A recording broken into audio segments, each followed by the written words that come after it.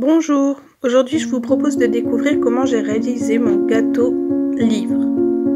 En premier, je prends le diamètre du haut qui fait 13 cm, puis la hauteur 15 et la circonférence 41. Je divise le diamètre par 2 afin de couper les livres à la moitié du diamètre. 41 divisé par 14 car je comptais mettre 14 matières différentes. Ce qui me donnera 3 cm de largeur. Ensuite pour les pages, je fais une ligne de pâte à sucre très fine.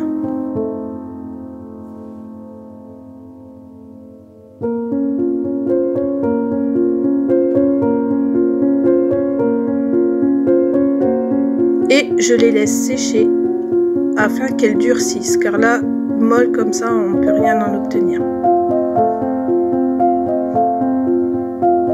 Je m'occupe ensuite des livres pour les couvertures. Donc là, je fais 6 cm et demi, c'est pour mettre sur le haut du gâteau.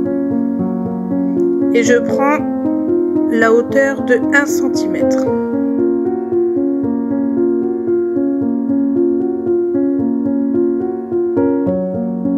Je réalise 2 pages de couverture par livre. À l'aide d'une page, je vérifie la hauteur de la page de couverture pour qu'elle dépasse. Ensuite, je regarde la hauteur de mon tranchant et je rajoute la hauteur de mes pages de couverture, ce qui me donne 1 cm de plus et j'arrive à 16 cm au total. Plus qu'à étaler, mais beaucoup moins finement que pour les pages. Je coupe 16 cm.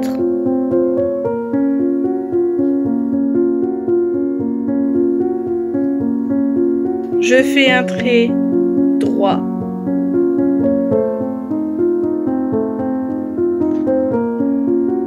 Donc là, je prends 3 cm.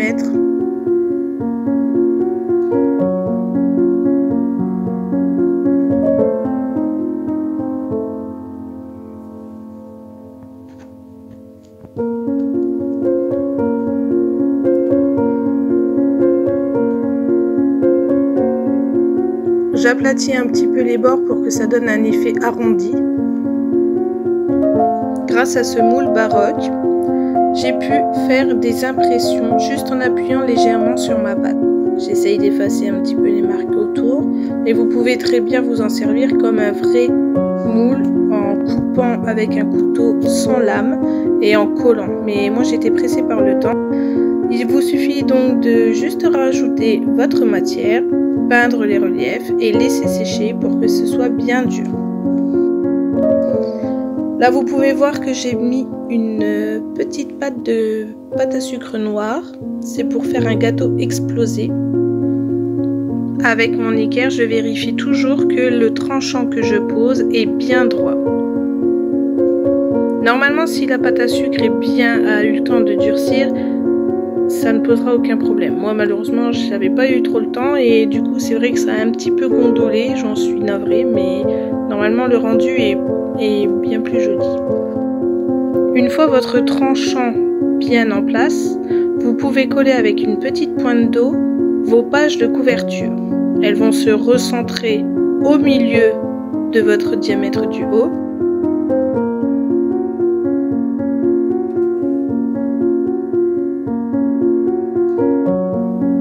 Prenez plusieurs petites pages à la fois bien durcies, insérez-les entre vos 2 pages de couverture et avec une petite pointe, il vous suffit de séparer. Et voici mon gâteau presque terminé car il ne restera plus que Stitch. Bonne soirée!